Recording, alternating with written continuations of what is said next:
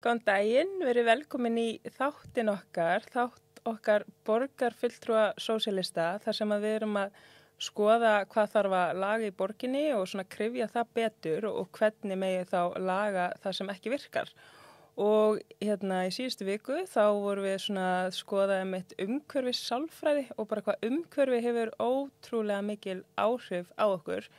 Það er að segja hvernig við byggjum upp í kringum okkur, hvort við hefum aðgang að svona almenningsrýmum og allt þetta náttúrulega bara hefur áhrif á skap og líðan og þannig við vorum svona að skoða þetta samspil og hvernig borgin í rauninni geti gert betur í að tryggja að það sé byggt fyrir fólk og svona hannað fyrir fólk og hvernig við gerum það sem best. Og í dag þá ætlum við að einblína á eitt hverfi eða svona hluta af hverfi og það er í Hlíðunum.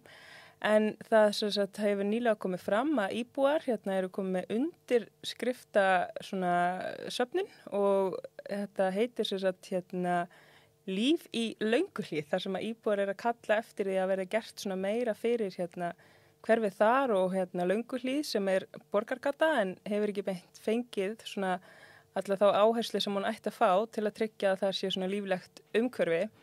Og til að ræða þetta betur þá er Jökull Sólberg komin hingað til okkar. Takk fyrir að koma. Getur aðeins sagt okkur bara svona í þínum orðum bara hvað þetta verkefni snýst um? Já, þetta eru bara hlíðabúar eða íbúar hverfisins sem við erum að taka okkur saman. Við erum 3 sem erum svona stöndum fyrir þessu. Haraldur Ari leikari og Óli Brút sem er veitingamaður. Við máttum spjalla saman við ég, Haraldur Ari og Óli. Ég hitti Harald Ara bara út á götu og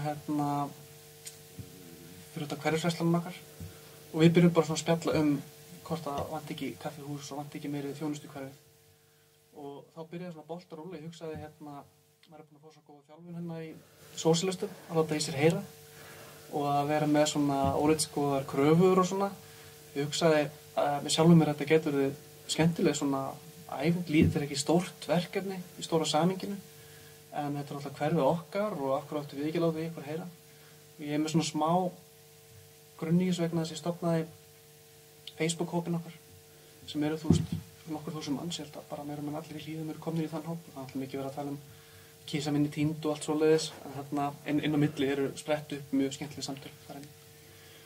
Mér langaði svolítið að kannski nýta það að vera admin í þessari grúppu og reyna að ná til, það er svona auðvitað að ná til fólksins í Hlíðum. Svo kann maður að gera svona heimasíður og ég get sett upp undirskriftalista. Getur bara gert það sjálf, getur ekki taka þátt í kerfinu sem að borgin þarf að skaffa okkur, getur bara gera þetta sjálf á okkar eigin hátt. Þannig að okkur fannst það bara skemmtilegt. Og svo höfum við líka verið, ég hefði spjallað við Óla Brút og hann er búinn að búa í Hlíðum bara alla sína ævi, bara síðan lítill strákur. Og hann var búinn að segja mér að hann hefði verið að leita að húsnæði mjög lengi í Hlíðum og allt er rekist á einhverja veggi. Þannig að einhver getur sagt, ef þú vilt líf í Lönguhlíð, líf í Hlíðum, þá þarf það náttúrulega bara að bretta upp ermar og búa til kaffihús eða finna eitthvað húsnæði og bara gera eitthvað sjálfur. Ég er alveg sammála því, alltaf margir hafa gert það með hverjum í Reykjavíkurborg, en ég held að það sé svolítið sérstakt ástand í Hlíðum að það hefur eitthvað gerst þarna, þannig að húsnæði sem var lagt út í þjónustu er einhvern veginn bara í útleigu og það er mjög alltaf erfitt að vinda ofan af því og breyta húsnæði aftur í þjónustu hús. Og það er svona aðdragandinn að þessu verkefni hjá okkur. Þessi gata, það var náttúrulega, það var með blómabúð og það var alls konar eitthvað svona þjónusta og núna virðist þetta verið dálítið svona tómt eða það er svona marga búðir sem hafa verið þarna en ekki kannski, er ekki þarna ennþá og svona oft sér maður eins og kannski svona hotbúð innréttu sem íbúð eða svona fyrir ofan þar þannig að er einhver svona sérstök þróun myndir þú segja sem hefur átt sér stað þarna og af hverju rauninni er ekki verið að nota sér rými þá til þess að koma upp einhverjum svona skemmtilegum búðum eða einhverjum kjarna eða eitthvað svona þannig. Já, algjörlega. Það er alveg rétt sem þú segir. Það er mikið af húsnæði sem maður sér að það er, gluggar, rúður, allan frontinn á húsinu og þeir sem hafa búið þarna í hverfinu í einhver tíma vita og muna alltaf eftir að það var þjónusta í mikið af húsnæði sem núna leiðir. Og við fórum aðeins svona ég fór að skoða bara tímarit.is, bara fletti gegnum bara allar greinar sem hafa skrifað Lönguhlíð eða Hlíðablóm eða bara grafa upp hvað þessi hárgreiðslustofur hafi heitið í gamla daga og bara svo því sé svo við getum sanngirnist náttúrulega það er eitthvað þjónustu í götunni sko. Við erum með krambúð og við erum með hárflikk sem hárgreiðslustofa sem búin að vera mjög lengi sko. En við vorum með miklu meira og eitt af það skemmtilega sem gerist í þessu verkefni að mínu mati við heldum útifund þar sem að ég var alltaf að reyna að fá Harald Ara sem leikari til að koma með kassagítar að vera með eitthvað sjó og Ólafur að koma með kleinur og kaffi eða eitthvað en svo breyttist þetta bara í svona mjög hófstilltan íbúafund þar sem við hittist bara framan kjörbúðun okkar. Það var svo mikið af eldra fólki sem kom og það var svona langaði að segja okkur bara hvað þetta væri rétt sem við varum að segja að það vantaði raun og veru meiri nærþjónustu og hún hefði verið miklu meiri einu sinni sko. Og það sem að ég fór að reyna að átta mig á hvað hefði gerst, af hverju þjónustan hefði minnkað. Ég held þessi nokkra mismunandi þættir. Við erum með náttúrulega umferðarþungin á Miklubraut hefur aukist gríðarlega. Þetta ein umferðarþyngsta gata og ein hættulegustu gatnamót landsins eru þarna Langahlíð, Miklubraut. Og sko umferðin í Lönguhlíð 50 og eina kröfunum okkar í undirskriftalistanum mjög skýr og það bara að það var 30 gata og það var 30 gata einu sinni. Og það Hlíðaskóli og leikskólar allt í kring og þetta bara borðliggjandi og svo kom mjög skriftur frá borginni sko að seinni fasi í einhverjum hraðalækkunum hér og þar í borginni átt að fara í gegn og það vantaði einhvern Lönguhlíð á þann lista sem við áttum ekki á. En við sem sagt það sem held hafi gerst er að umferðarhraðinn mikill, umferðarþungin gríðarlega mikill, það mikill hávaði út af Miklubraut og þá held ég að það þrífist kannski ekki mikið af einhverju veitingahúsi eða blómabúðum eitthvað á horninu sko. En innar í hverfinu hefur líka drapast niður og ég sá ekkert mann grein hjá DFF fyrir 1991 eða eitthvað þá svona verðkönnun inn í Hlíðum. Það voru 5 kjörbúðir sem voru í þeirri verðkönnun. Wow. Það held ég bara 2 búðir, það Suðurver og svo Kræbúðin og það er sami eigandi báðum búðum í Hlíðum sko. Þannig að það er ekki mikil samkeppni. Þú veist að fólk þar að fara út fyrir hverfið. En niðurstaðan í verðkönnunni hjá DFF fyrir löngu var að það var frábæra fréttir fyrir Hlíðabúð, þeir þurfa ekki að fara út fyrir hverfið. Þannig að það er bara mikið samkeppni innan hverfisins sem það er mjög skemmtilegt. En já, svo er sko hinn liðurinn, talað umferðarþungan, hann kannski dregur aðeins niður þjónustustigið. En ég held að sko, svo er það hitt sem er bara húsnæðisskorturinn í Reykjavík. Býr til rosalega mikla þörf fyrir húsnæði og þeir sem eiga húsnæði sjá kannski fyrir sér að fá meiri tekjur eða geta leigt út til einstaklinga og breytt stórum verslunarrýmum eða svona stærri verslunarrýmum í margar minni einingar. Alltaf þú færð mest fyrir hvert fermetur fyrir litlar íbúðir, þú veist. Þannig að og það er það sem hefur gerst.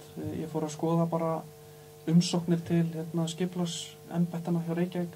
Þar hefðu eigendur verið að sækja að fá að breyta verslunarrými sem samkvæmt skipulagi þá er húsnæði verslunarrými og það uppfyllir það aðra kröfu með brunaútganga og annars slíkt. Það hentar ekki fyrir að fólk búi og sofi í því rými. Og þá hefur verið umsóknir hjá skipulagsembættunum að fá að breyta þessu og fá þetta svona endur skilgreint og þá þarf slökkviliðið þurfa að koma og taka þetta út og okkur svoleiðis. En það er bara synjun frá borginni í mikið af þessu húsnæði. Og þá verður þetta breytist í svona óleyfis húsnæði. Þannig að þetta húsnæðin er bara breytt, ekki með samþykki borgarinnar og svo eru komnir leigjendur og þeir búa við alls konar mismunandi kost, þú veist, þetta er kannski húsnæði sem er niðurgræfið en ekki með útganga og svoleiðis og ég skoði gamla fasteigna auglýsingar þar sem var að auglýsa húsnæði til útleigu. Þá sá ég að minnst eitthvað eina íbúð sem að leit ekki út fyrir að uppfylla brunakröfur og við ætlum komið með, þú veist, þessi hræðilegu atvik sem átti staðnir í bæða sem er verið að leigja út hús fyrir það sem er kannski 30-40 manns með skráða búsetu þar. Og fólk bara sprennur inni og svona og ég sendi eitthvað tilkynningu til slökkviliðsins að það væri kannski þess verið að skoða þetta húsnæði eitthvað svona. Mér finnst þetta merkileg saga, þannig að við byrjum á að segja, getum við ekki, það var frábært að geta labba hérna út, handa við götuhornum og fengið latte á 700 kall og croissant á 600 kall og það væri gaman að vera meira í þjónustu, skilurðu. En þetta endaði á það að vera svona söguleg svona könnun og ég var mjög duglegur að setja inn á Facebook-grúppuna alltaf fyrir gróf skemmtilega svartklædda ljósmyndir sem ég fann á tímarit.is og það var svona fyrst og fremst kannski svona skemmtilegt, svona átak bara og gaman að heyra raddir að við værim á sömu síðu, fólkið í Hlíðum. Og svo getur kannski sættið frá þetta við hittum Dag og Einar, við sóttist eftir, fengum sér fullt af undirskriftum og sóttist eftir að fá svona ljósmynd þar sem við réttum bunka af undirskriftum, það alltaf verður að fylgja hlutunum eftir. Einmitt. Ég hafði engar stórkostlegar væntingar að við myndum fá eitthvað endalega mikið út úr því en það var svona kannski samt rétt skref að fylgja hlutunum eftir. Mér langar svolítið bara til að varpa boltanum svona til, svona. En við fengum fund með Degi og Einar, það var mjög bara fínn fundur. Þeir voru báður bara svona, við fyndum eitthvað 2 borgarstjórar, við sátum í miðjunni og Einar hérna megin og Dagur hérna megin.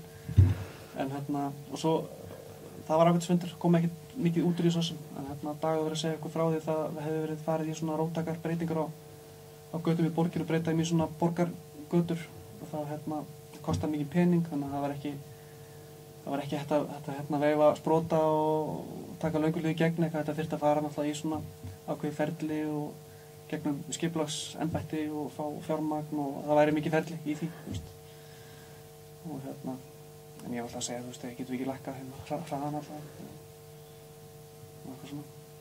Borgin hefur mjög markvisst verið að fara í svona verið að setja fram hámarks hraða áætlanir og svona markmiðið að bara lækka dálítið hraðan og inn í hverfum og margar götur kynntar undir því en dálítið sérstakt að þessi gata sé ekki að því þetta alveg, börn að fara og bara, virka dálítið svona chaotic bara, svo ég sletti, að vera að fara stundum sem bara gangandi, að vera að fara einhvern veginn yfir og svo ljósinn, þannig að það mætti alveg hæja á og svo koma hjólur á fólkið að hjóla. Þannig að það kannski eitthvað sem þyrfti líka að bæta bara hraðinn annars vegar og svo tryggja aðkomu fyrir gangandi og hjólandi. Er það eitthvað sem þið hafið skoðað?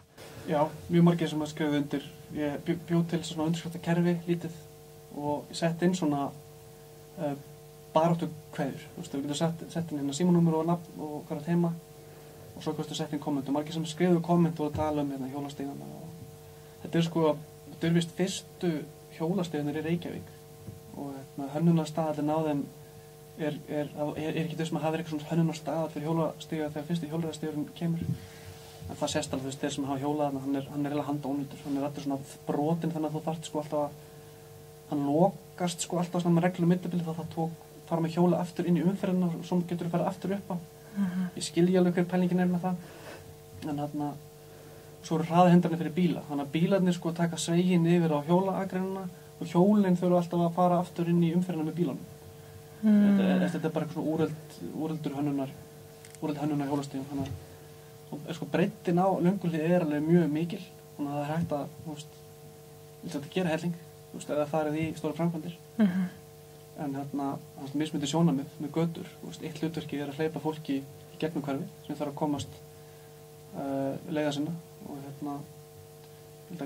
það gengur náttúrulega ekkert að hugsa bara íbúin í hverfuna, það er að hugsa gata sem er fjölþætt notendagildi en ég held að þessi breidd bjóði upp á bara bæði þú veist, það er alveg hægt að vera með umferðinni í gegn og líka hafa þetta sem mannúðlegra og mýkra, það er alltaf að mýkja götur, þú veist, ekki bara hraðahindranir heldur bara setja svona meira noise í götuna til að fólki líði vel, þú veist, bíl keyrir hægar þegar hann sér fótgangandi og sér hluti sem að hann þarf að taka með það, þá bara svona automatically fer bílstjóri að hægja á sér ef hann sér ekkert nema stóra kantsteina og grænt ljós innum meginn, gefur hann bara í og þú veist, það er svolítið það sem gerist í löngulífi. Og er ekki líka, mér fannst svo áhugavert þegar við vorum aðeins að kafa ofan í umhverfis sálfræðina að það líka talaði með mitt bara hávaðamengun og hvernig einhvern veginn, við getum bara tryggt að sé bara gott að búa það sem við búum, þannig að sé ekki alltaf þetta áreiti frá umferðinni sem fer þá í gegnum hverfi til dæmis, að þá erum við svona að hugsa til þess þegar við erum að skoða í rauninni kröfur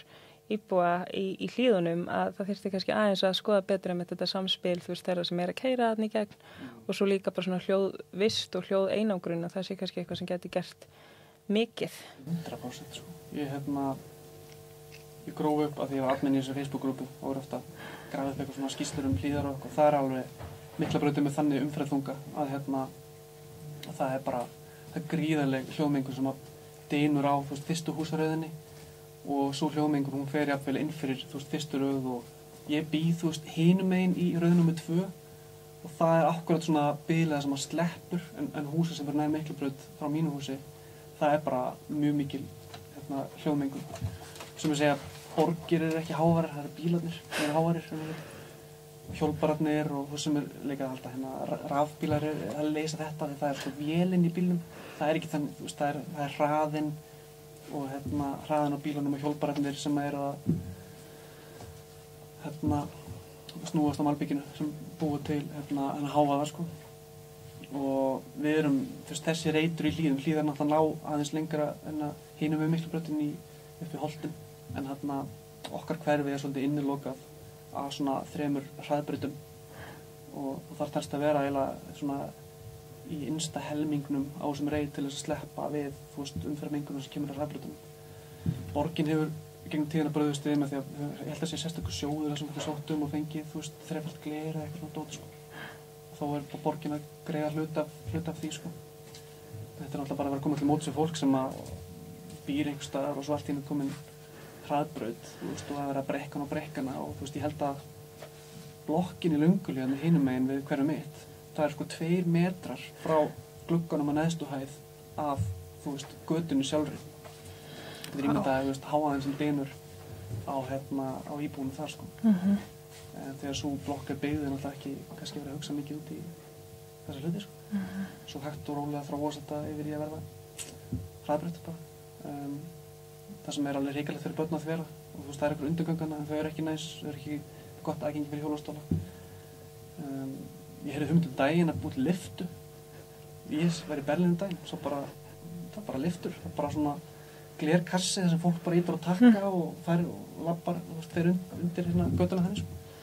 Kannski ættu við bara meira metnað í hvaða kröfur við erum með. Bíddu, hvernig virkar það að lyfta þá fyrir fótgangandi eða þau sem er ekki á bíl? Já, til að komast yfir á Miklatún. Já. Þá þetta er ekki að fara niður stiga, þú veist, sem er ekki með aðgengi fyrir hjólastóla og barnavagna og svona. Þá getur bara að fara inn í lyftuna og farið, þú veist, hún í göngin, labba og tekja aðra lyftu aftur upp. Það er alltaf að komast í sko neðjarlest í Berlín. En samt, skoða allt og bara. Skoða allt. Já. Ég held að þessi ekki sko pláss fyrir sko stóran ramp upp, sko svona göng yfir hraðbrautina, því húsinu er svo nálægt hraðbrautinu þessum. Það voru komin í mjög dýrtala hvernig skipulega er. En hvernig, sko, hvað getur borgin gert? Við höfum talað dálítið lækka hámarkshraðan og mér svo athyglisvert eins og varst að segja áðan bara með í rauninni þróun. Þróun þegar þú ert náttúrulega bara með eitthvað rými að þá svona ertu kannski að bregðast við því sem samfélagi kallar eftir og það, við vitum bara að það er erfitt eða úr leigjandi að finna eitthvað á ódýru og hentu góðu verði, þannig að það er oft kannski margir leigjendur að svona berjast sömu íbúð, þannig að er þetta kannski bara dálítið að endurspegla stærri vanda í samfélaginu að það er bara ekki nógu mikið nægt framboð af ódýru húsnæði og ef að það var einhvern veginn leyst að þá myndu verslunareigendur kannski ekki sjá fram á og þurfa að breyta þjónusturýminu sinni í íbúðir. Er það eitthvað sem spilar þarna inn í heldur eða? Já, ég held að. Ég átti mig ekki á þess að þetta byrjaði, en eftir að hafa skoðað nokkra vinkla, það er engan veginn krafa hjá fólki í hverfinu sem skrifa undir þetta að við séum að henda fólki út sem er að leigja þarna, segja bara, heyrðu, hérna á að vera kaffihús. Það er orðið svolítið seint þegar fólki þegar búsettanir farin að festa þarna rætur En jú, ég held að þetta er áhugaverð saga ástandið í borginni. Bara þjónusta í nærumhverfi mikið lífsgæði. Fólk fer fram á það og sér hvað er í gangi í öðrum hverfum sem það býðst og hugsar, það er frábært. Þú veist líka því ég sel íbúðuna mína, það voru meira virði og þú veist, skilur, þetta er svona grunnurinn á kröfunni, en svo er þetta hinn liðin.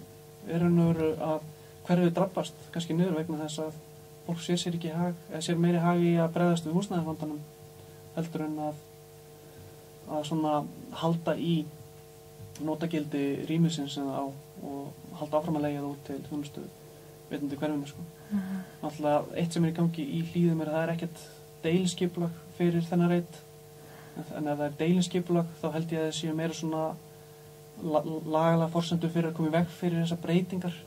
Það var bara í deiliskipulagi talað að neðsta hæðin í 4-5 blokk sé bara þjónusta, þá er verið að komast upp með þetta, þau átt húsið að breyta. Þetta strax byrjað í Hlíðafæti þarna í hverfinu nýja hjá Valsheimilinu. Þar eru þeir sem eiga húsið segja það vill enginn leigja þetta og þannig að það eru kannski bara býð eftir okkur ákveðnu verði. Og þá eru þeir að tala um að leigja út neðstu hæðina fyrir þjónustu. Það er eitthvað komið sko, en skilst að íbúar hverfisins séu orðnir eitthvað óþolum af hverju ekki komin meiri þjónusta á neðstu hæðina sko. Og þar er þessi togstreita að þeir sem eiga að vita að það er hagkvæmari fyrir þess að bregðast við húsnæðisvandanum til leigjanda fyrir íbúar fyrir hvernig þjónustu. En já, þetta er bara spottan sem þú sagðir, ég held að þetta sé áhugaverðasta hliðin á þessum litla máli, þessum litla undirskriftalista. Svo líka ef við skoðum aðalskipulagið, þarna stóra bókin sem að borgin fylgir dálítið í bara skipulagsmálum, að þá er alveg mjög flottar hugmyndir þarna, en spurning hvort þær séu framkvæmdar þegar það er eins og talað 15 mínútna hverfi, að þú eigir að geta sótt helstu þjónustu bara í nær umhverfinu. En svo sjáum við að það er ekki að gerast, því að það hefur ekki verið þessi þjónusta kannski við hverfin og einmitt þetta hefur dálítið drabbast niður, þannig að það er einmitt sko, ég var að hugsa Suðurver, það er örugglega dálítið langt út fyrir margt fólk sem býr í þessu hverfi að vera fara þangað að sækja kjúla og fara í bakarið. Já, alltaf það er áhugavert ef við fengum mikið athugasemdum inn á hverfisgrúppuna okkar, bara það fullt af þjónustu í hverfinu, bara út með Kringluna og út með Kjarvalstaði og út með Suðurverið, allt rétt hjá, ég labba allt. Fullt af fólki finnst bara geggja að labba aðeins og sækja þjónustuna og finnst bara göngutúrinn góður, en ég held að það sem fólk kannski að tala er bara enn meiri þjónusta, bara hvað er setja standardinn, hvað er 15 mínútna hverfi, þetta er svona mismunandi hvað standardinn er fyrir fólki sem eru bara vanir að labba mikið og skilja ekki umgjörskapinni sem geta ekki gert það. Hafa tíma til að vera að ganga út allt eins og amma mín, hún svo mikið krútt, hún bara, ég skil ekki akkur út alltaf svona hvert yfir strætó, mér er bara æðislegt að vera í strætó og get bara farið bara upp í strætó og verið þar bara og ég eitthvað, já, en sumir að drífa sig. Þannig að þegar maður þarf að komast frá A til B og ná að kaupa í matinn og svo kannski bætast við börnin á heimilið, þá er þetta orðið dálítið mikið svona púsluspil að vera að fara alveg fram og tilbaka að kaupa í matinn og ná í alla þessa helstu þjónustu. Nákvæmlega. Svona, mér kynnist ég að búa í borgum þar sem að kaupmaðurinn er á horninu, kaupmaðurinn er á horninu mínu og maður hittir eigandann og maður getur tjáð sig hvað manni finnst vanta eða eitthvað bregst við því. Þetta er bara ekki það sama og að labba í búð sem að er rekin af einhverju keðju sem enginn er að fara að hlusta á, íbúinn. Ég held að þetta er kannski eitthvað rómantík í manni, en maður sá á tímarit.is þessar gömlu verslanir þegar það gerði verkefni og voru 5 verslanir. Þá var ein búð með lítið fiskborð og hittir og talaði við eigandann. Ég er svona ströggla oft með það, hvað af þessu er eitthvað svona rómantík í manni, eitthvað svona eldri tíma og hvað er eitthvað sem maður þarf bara að horfast í augu við. En ég held að, eins og þú segir kannski, að borgin stefnir á 15 mínútna hverfið. Af hverju erum við ekki að vinna litla varnarsigra í hverfum sem að voru 15 mínútna hverfi og þar kannski gera bara mjög lítið til þess að ná upp þeim anda aftur. Þá í staði þess að fara fókusa bara á skipulag í nýjum hverfum eða eitthvað. Nákvæmlega, og líka á þessum tímum þar sem við tölum mikið svona gegn sóun og svona að fá mat úr nærumhverfinu og alls konar matarstefna og eitthvað svona alls konar þannig, þá ætti að vera meira áhersla á þetta. Algjörlega, svona lokal pælingar, mér skemmtilega sérstaklega með grunnskóla og leikskóla og svona. Hvort að kannski ekki með MH og svona Hlíðaskóli, kannski ekki með eldhús, en þú kannski er rétt hjá hverfis eldhús, alls konar svona skemmtilega pælingar. Maður leyfir hugmyndafluginu að fara fullt. Tíminn er að hlaupa frá okkur, en er eitthvað svona sem þú myndir vilja koma inn á að lokum, svona sem þið finnst að við hefum ekki náð að fara inn á eða svona þurfi kannski að koma fram dálítið í þessari umræðu eða varðandi bara svona raddir íbúa eða sérstaklega hvað var þar umferðina eða? Þið fenguð þarna fund með Degi og Einari og og svo sá ég einhverju fundagerð, miðborgar og hlíða að þar kynntir þú þetta, þannig að kannski svona hver hafa viðbrögðin verið? Er þetta svona já, auðvitað, þú veist, það passar allt sem þið eru að segja og bara, og hvað svo? Eru þið búin að fá einhver svona frekar viðbrögð?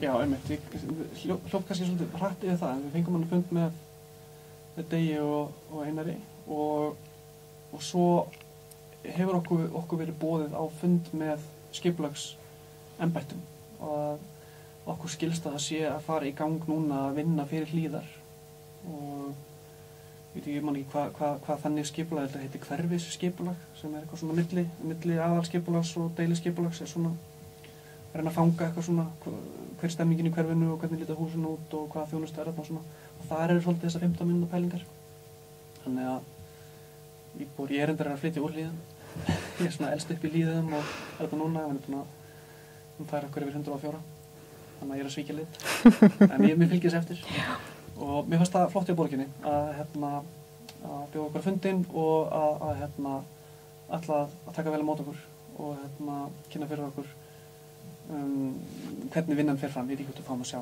eitthvað dröð eitthvað svoleiðis en að útskýra fyrir okkur sem stundur fyrir þessu og hvernig skipulagsvinna fer fram svo náttúrulega, hvað kemur fram alltaf því, ég veit það ekki en þetta eru svona þetta hljómar alveg vel í mínum eyrum.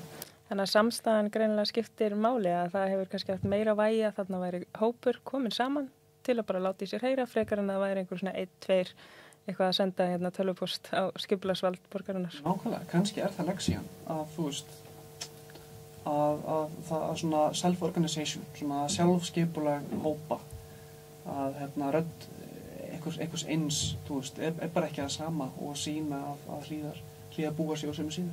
Ég held að þú veist allir kjörni fulltrúar neyðast, við erum svolítið að láta fólk hlusta á okkur. Mér finnst þetta skemmtilegt. Ég veist hvert ef einhver vill fá aðganga af undirskriftarkerfinu sem ég smíðaði, ég hjálpaði fólki einmitt sem var að hvetja borgina til þess að sinna betur skólunum í dalnum, var að tala Laugardal. Þau settu upp undirskriftarlista, settu þau fleiri undirskriftum en við og svona brýnna málefni, myndi ég segja. Og ég hendi upp undirskriftarkerfinu í gang fyrir þau. Það er bara logo og nokkra myndir og það var lítið mál. Þannig að kannski er þetta svona, ég vil að segja munurinn á það að koma inn í hverfið mitt, kerfið sem borgin skaffar, þessi fólk er að reyna að svona smala einhverjum lækum og uppvota svona, ég hef ekki eitthvað mikið á móti þessu, en ég held að það sé miklu heilbrigðara fyrir lýðræði að fólk sé að self-organisa og að bera fram sína kröfur á sín eigin hátt.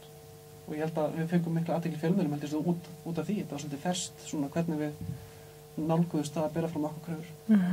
Þannig að það er kannski bara skilabóð til annarra sem eru að pæla í sínu einhverju.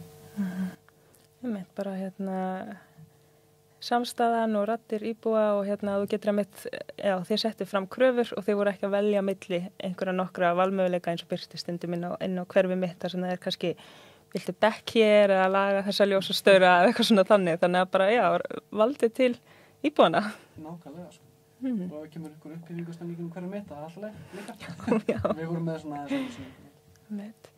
Við höldum áfram að fylgjast með þessu og bara virkilega áhugavert að heyra svona söguna bak við þetta og hvernig þetta hefur gengið og heimasíðan er líf_í_lönguhlíð.is. Frábært og við bara þökkum ykkur kærlega fyrir og takk Jökull og þetta verður ekki lengra sinni, takk fyrir.